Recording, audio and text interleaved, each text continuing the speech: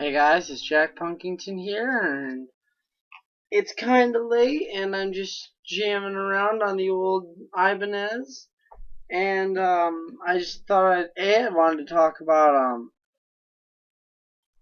the band auditions that I went to, and B, I wanted to talk about why I am kind of getting rid of some of my guitars, and kind of like the reasons behind it, and how it's not a bad thing to want to do that, but at the same time, it's not the best thing to. And I just wanted to make a video because it's almost 1 a.m. and you know me, I love to shoot my videos as early in the morning as possible. And awesomeness of last week of college for this semester, my classes anyway aren't until 4, so I can totally stay up as late as I want. So anyway, first we'll start off with why I'm decreasing my collection of guitars and trading for other guitars and amps and stuff. Well, the main reason is I just have too many, I don't even have all of my guitars in my house. I'm actually missing 2 of them. One's an old 1970s 335 style that's at a guitar repair shop right now because it is missing the bridge. And the other one is the one I built,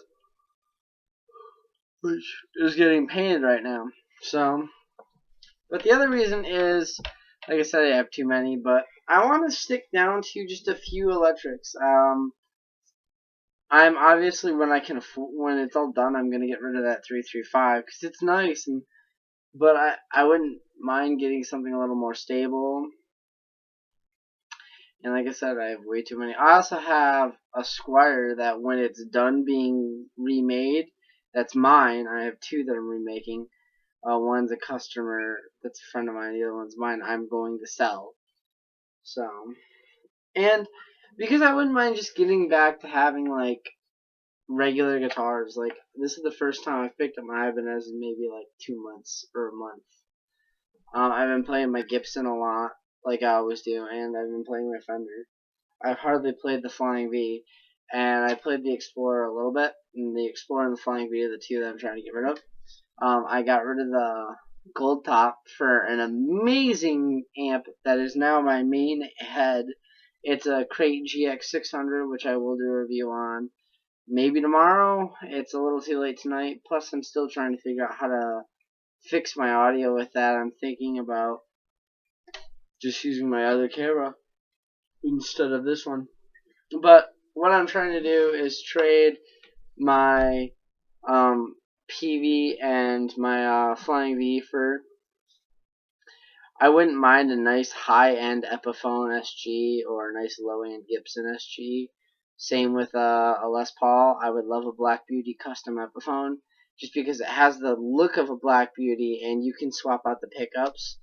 And that's all that would really matter to me because Epiphones are pretty good. Not to say that like if you switch out the electronics of an Epiphone, it's just as good as a Gibson, which is not true. But they're pretty good. I wouldn't mind getting another Agile because they were really cool. I wouldn't mind looking to see if they have an SG version. Same with LTD. I've looked into getting either an Eclipse, a Viper, or I believe it's called the LTD T-Top, which is a Telecaster. Rob Chapman has one, and that actually would be the one I'd go for, which is it's a Sunburst that's worn.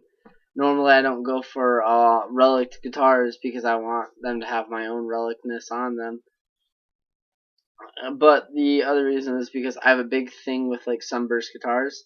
I love, love, love, love Sunburst guitars. My first acoustic is a Sunburst Samick. My first real guitar that I worked on is my Sunburst Fender, and then my first bass is my Sunburst Electra. So I have this thing with Sunburst that it just kind of always sticks with me, and I think it's the most beautiful thing ever. Sunburst / Tobacco Burst. Honeyburst is okay. I don't like Cherry Burst, but that's just my personal opinion. And so within the next few days, I'm looking on Craigslist every day looking, and I might go to a couple guitar shops around my town area, around the town within like 30 miles. Try them out, see what I can find. And auditions, how did they go? Well, they were okay.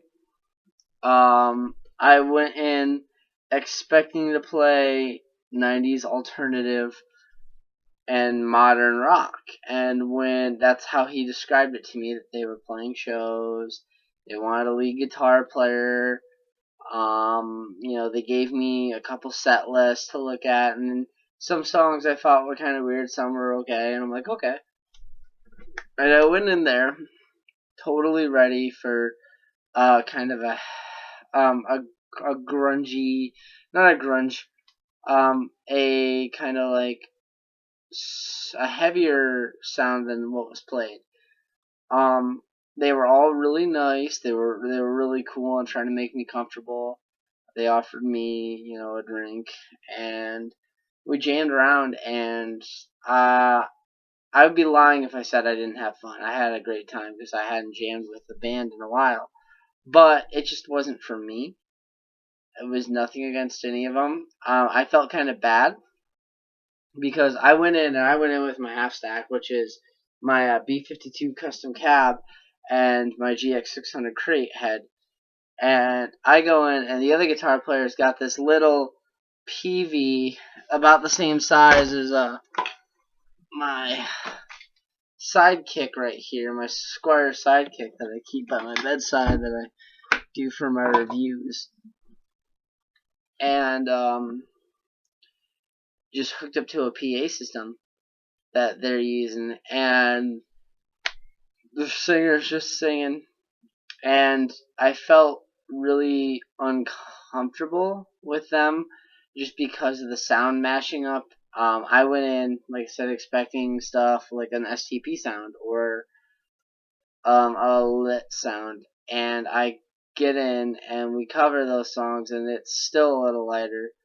And then then they're like, well, now let's do the Maroon 5 song. I'm like, wait, what? You're doing a Maroon 5 song? I thought this was a 90s alternative rock band. Well, he didn't mean alternative rock. He meant 90s alternative. There's a difference between alternative rock and alternative music. And the difference is with alternative rock, you are rock. Alternative music isn't necessarily rock. It's light, mellow stuff most of the time. And that was a really poppy song, and I don't play pop. It's just not my thing. The closest I get to playing pop is newer Green Day, and that's it. And maybe a Blink-182 song if I'm really feeling like it. And that's pop punk, and that's very rare for me to even play Blink-182. Like I said, they were all nice guys, but it just wasn't for me. I felt so bad because I felt like I had wasted their time.